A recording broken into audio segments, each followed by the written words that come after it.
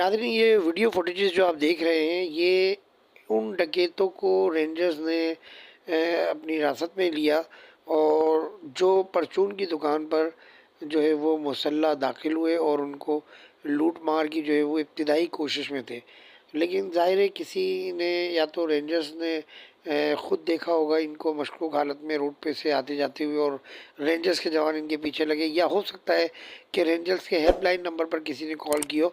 लेकिन जो भी है, रेंजर्स ने ये इन डकैतों की जो है कोशिश और साजिश नाकाम बनाई और उन्होंने रेंजर्स के जवानों ने फ़ौरी तौर पर जो है दुकान के अंदर दाखिल होकर इन डकैतों को जो है वो हिरासत में ले लिया।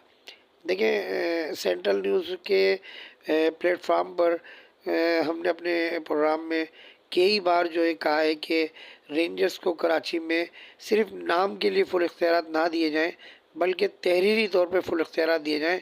ठीक है, पुलिस एक इदारा है, पुलिस है और पुलिस के ही पास सब कुछ है, क्योंकि देखें एफआईआर काटने का जो इख्तियार है, जो लॉ है, वो हमारी सिंध पुलिस के पास है। लेकिन रेंजर्स जो है वो एक फ़ोर्स है। रेंजर्स जो है उसने कराची में अमन के लिए जो किरदार अदा किया है, इंटेलिजेंस बेस बुनियाद पर जो ऑपरेशन किए 2013 से लेकर जो इन्होंने 2015-16 तक ऑपरेशन किए, तो कराची में जो है एक अमन जो कायम हुआ है। आज कराची में हर सियासी जमात हर इलाके में मौजूद है।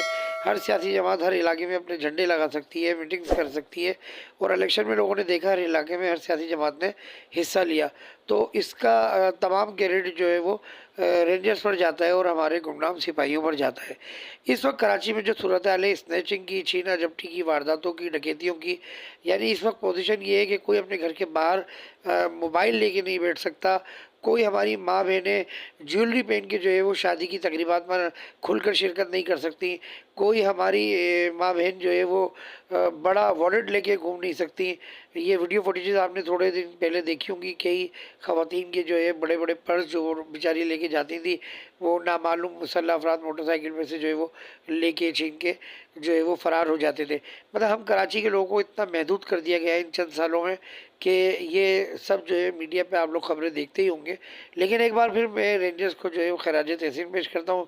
हमारा इदारा central news LG11 YouTube channel जो है वो रेंजर्स को ज़बरदस्त खराज तहसीन पेश करता है और हम वज़ीर आला सिंध से, वज़ीर आज़म पाकिस्तान से ये अपील करते हैं कि वो कराची में डकैतों के खिलाफ जो है वो डकैतों के खिलाफ जो है वो रेंजर्स को फुल इख्तियार दे जाएँ। सेंट्रल न्यूज़ 11 से कैमरा मैन नरेश अब्बासी के साथ इजाज़त दीजिए।